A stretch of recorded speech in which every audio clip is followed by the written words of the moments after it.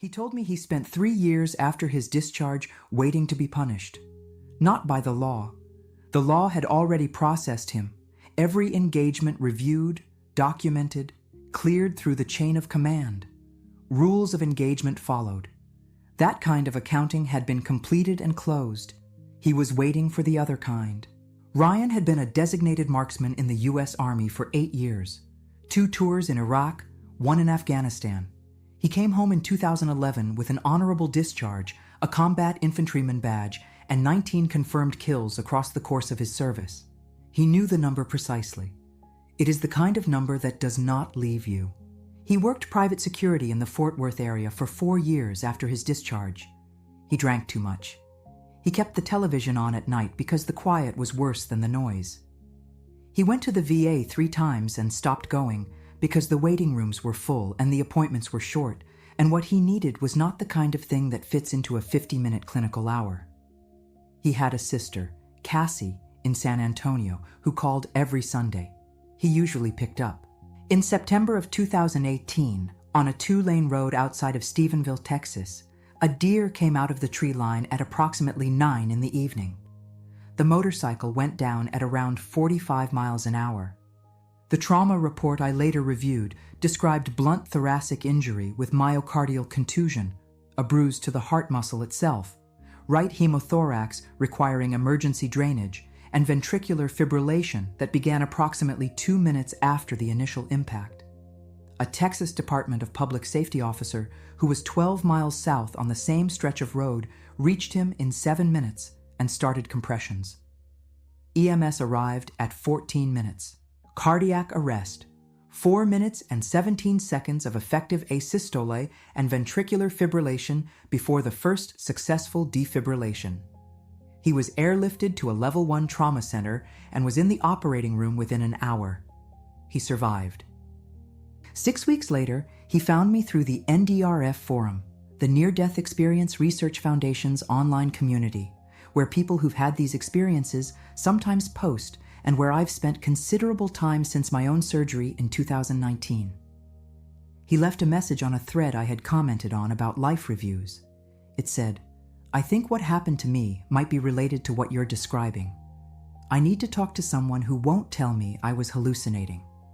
I called him back the same day. He didn't lead with the crash. He led with the expectation.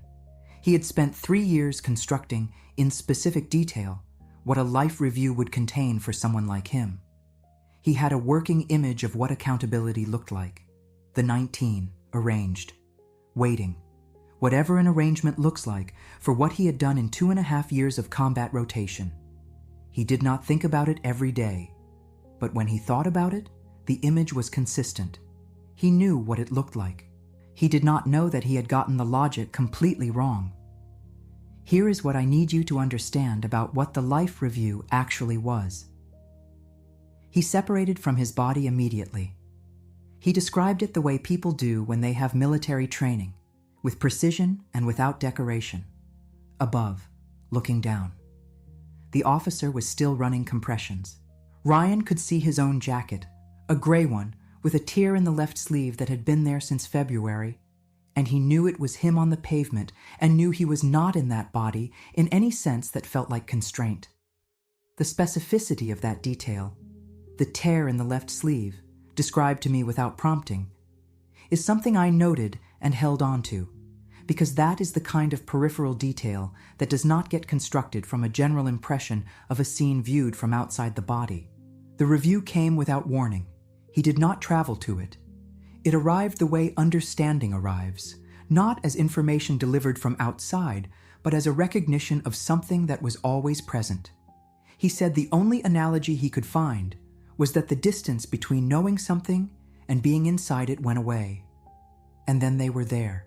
Not 19 individuals arranged in any formation he could have predicted. Not a moment organized around his actions and their consequences in the moral architecture he had spent 3 years carrying. What he described instead was presence, each of them fully intact, fully themselves, in the specific sense of being the persons they were before whatever had occurred on whatever ridge or rooftop or road during his service. Not reduced to a final moment, not frozen in it. He used the word whole. Every time I asked him to describe it differently, looking for the place where the language broke down, he came back to that word. There was no anger in them.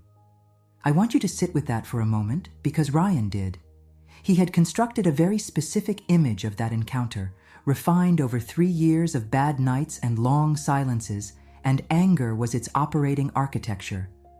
The foundation of what he had been waiting for, the organizing principle of everything he'd been carrying. There was no anger. What he described instead, and I have gone back to our recorded conversations multiple times to make sure I have this right, was something closer to recognition. The same quality I have heard in other life reviews from people who've experienced far less morally complicated lives than Ryan's. A quality that operates on different logic than guilt and punishment. Not indifference. The opposite of indifference. Full presence, without the weight of what had happened between them being the organizing principle of the encounter. He said, the first time he described it, "I don't have a word for what it felt like to be seen by them and not have it be what I had decided it was going to be." He said, the fourth time, they knew me. Not just what I did, the whole thing. Among them was a man he had served with in Afghanistan, a spotter named Marcus Hall from Shreveport, Louisiana. Funny in the specific way that comes from not trying to be, the kind of laugh that starts with a stutter, builds slowly, always ending with Marcus looking faintly embarrassed by how far it had gotten away from him. Ryan described it without prompting, before he knew it would matter. The stutter before the laugh, the way it gathered momentum. The specific look afterward, like Marcus was surprised his own laugh had done that again. What Ryan did not know at that point, what he had no way of knowing, because he had lost contact with Hall after his own discharge in 2011, was that Marcus Hall had died in April of 2013. 18 months after Ryan came home, he was 26 years old. Ryan found out 2 weeks after his discharge from the trauma center, when he described seeing Marcus to a mutual friend in passing. The friend went quiet, and then Ryan understood something had happened in the years since he had last been in contact. I eventually reached Marcus Hall's sister, Leanne, after Ryan gave me her contact information. She agreed to speak with me by phone. She described her brother the way Ryan had. The laugh that started with a stutter. The way it built. The way Marcus always looked embarrassed afterward, as if the laugh had done something he hadn't authorized it to do. She said she had not talked to anyone outside the family about Marcus in over a year. She confirmed the stutter. She confirmed the build. She confirmed what came after. Ryan had no mechanism for knowing Hall was dead.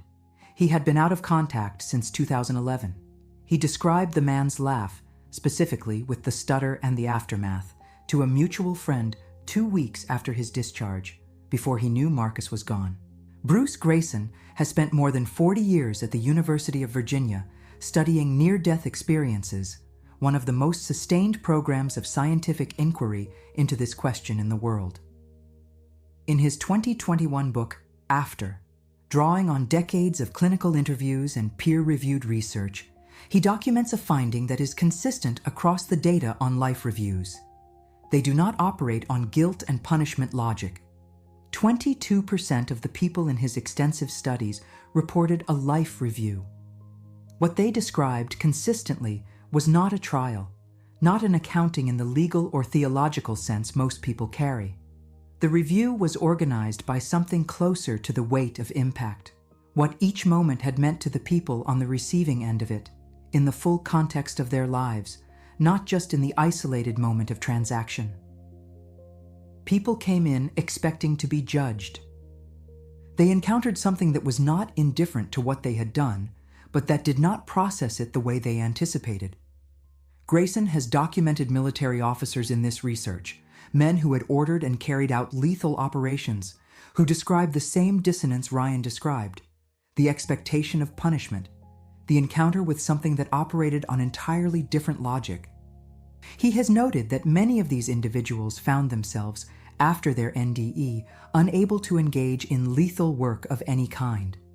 Not from guilt in the conventional sense. from a different understanding of what each moment between people actually is.